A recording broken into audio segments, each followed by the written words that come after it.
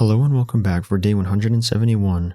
Today we will be reading from 1 Chronicles 19 and 20, Job chapter 15, and Acts chapter 5 verses 1 through 21.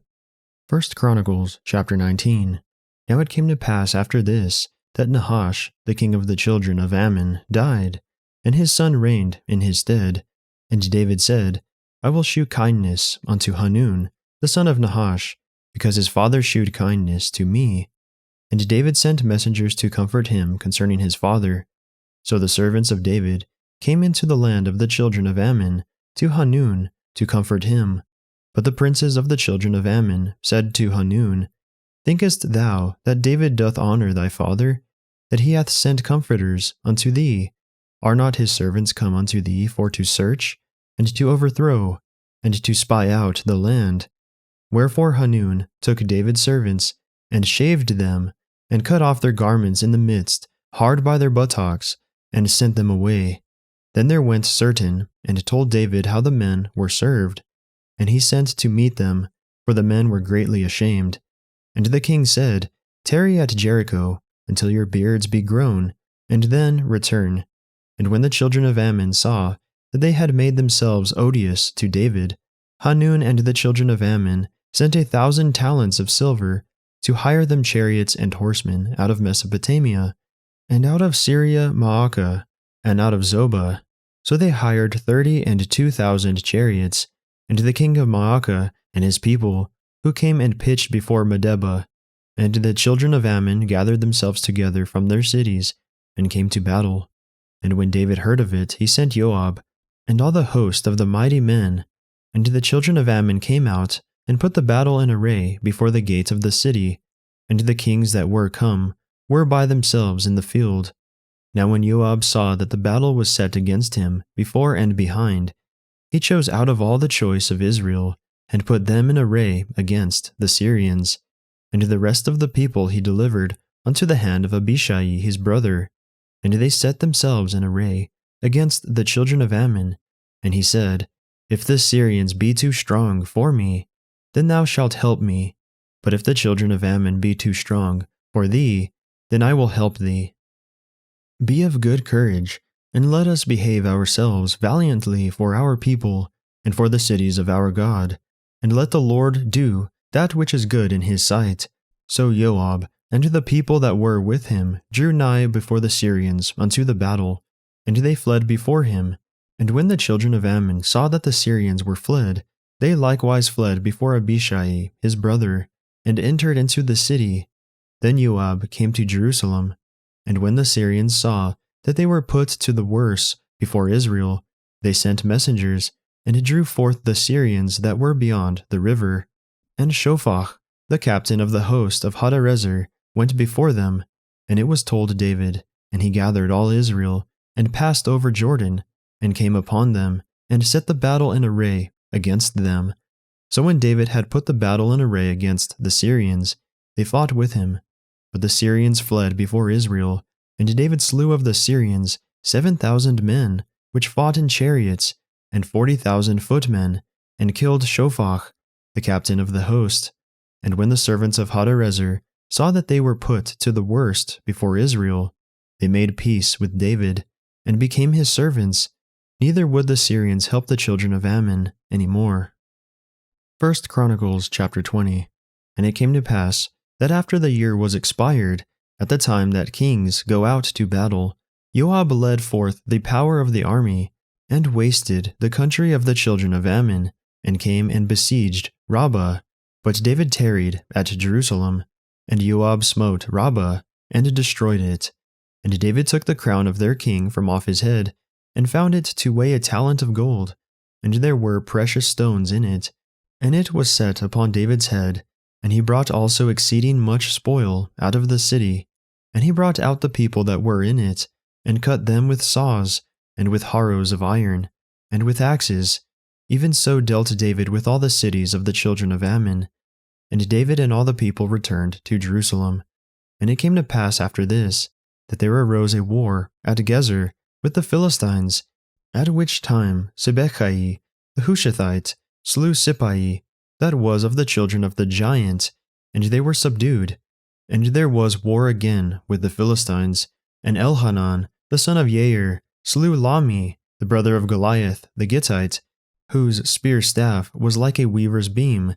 And yet again there was war at Gath, where was a man of great stature, whose fingers and toes were 24, 6 on each hand, and 6 on each foot.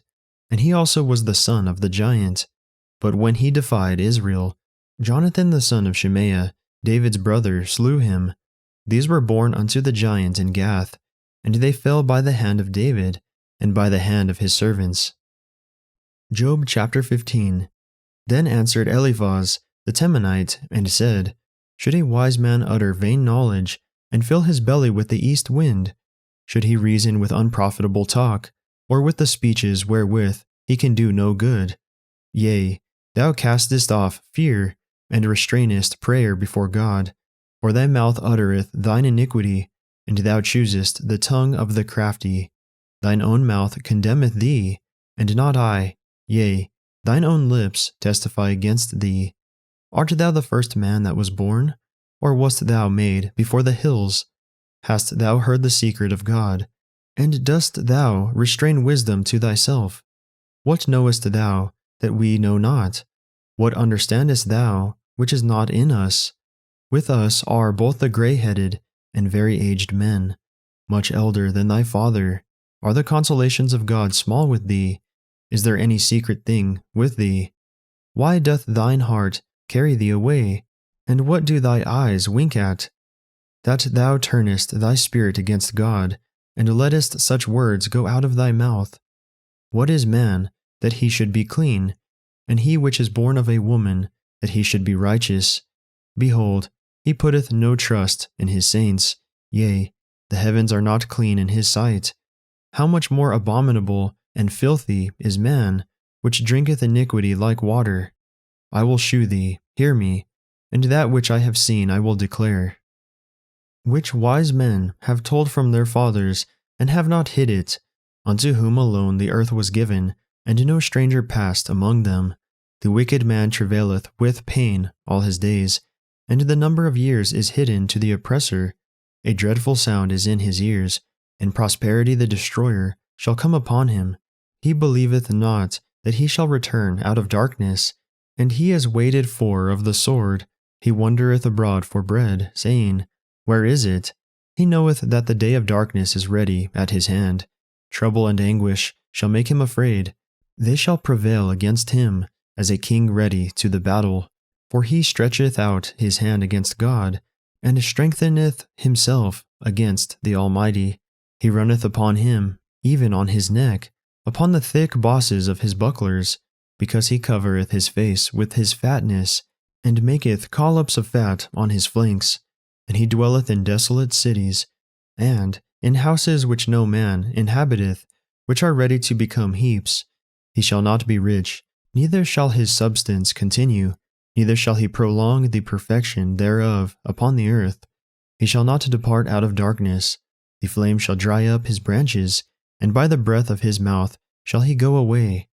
Let not him that is deceived trust in vanity, for vanity shall be his recompense. It shall be accomplished before his time, and his branch shall not be green.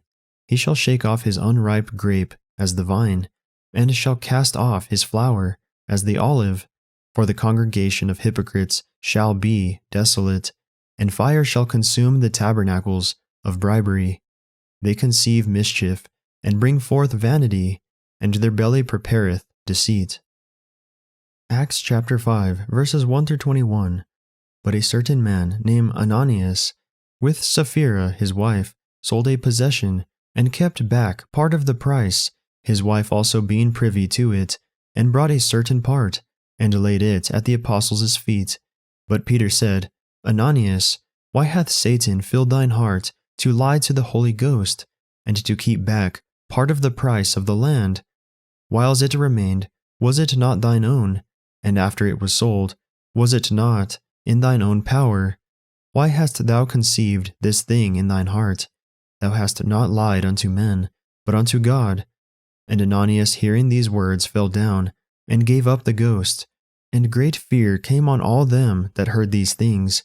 And the young men arose, wound him up, and carried him out, and buried him. And it was about the space of 3 hours after, when his wife, not knowing what was done, came in. And Peter answered unto her, Tell me whether ye sold the land for so much. And she said, Yea, for so much. Then Peter said unto her, How is it that ye have agreed together to tempt the Spirit of the Lord? Behold, the feet of them which have buried thy husband are at the door, and shall carry thee out. Then fell she down straightway at his feet, and yielded up the ghost. And the young men came in, and found her dead, and carried her forth, buried her by her husband. And great fear came upon all the church, and upon as many as heard these things. And by the hands of the apostles were many signs and wonders wrought among the people, and they were all with one accord in Solomon's porch. And of the rest durst no man join himself to them, but the people magnified them, and believers were the more added to the Lord, multitudes both of men and women, insomuch that they brought forth the sick into the streets, and laid them on beds and couches, that at the least the shadow of Peter passing by might overshadow some of them. There came also a multitude out of the cities round about unto Jerusalem, bringing sick folks, and them which were vexed with unclean spirits, and they were healed every one. Then the high priest rose up, and all they that were with him, which is the sect of the Sadducees, and were filled with indignation, and laid their hands on the apostles, and put them in the common prison. But the angel of the Lord by night opened the prison doors, and brought them forth, and said, Go, stand and speak in the temple to the people all the words of this life. And when they heard that, they entered into the temple early in the morning, and taught. But the high priest came, and they that were with him, and called the council together, and all the senate of the children of Israel, and sent to the prison to have them brought. That concludes our reading for the day. May the Lord bless everyone listening with strength, health, and courage, today and always.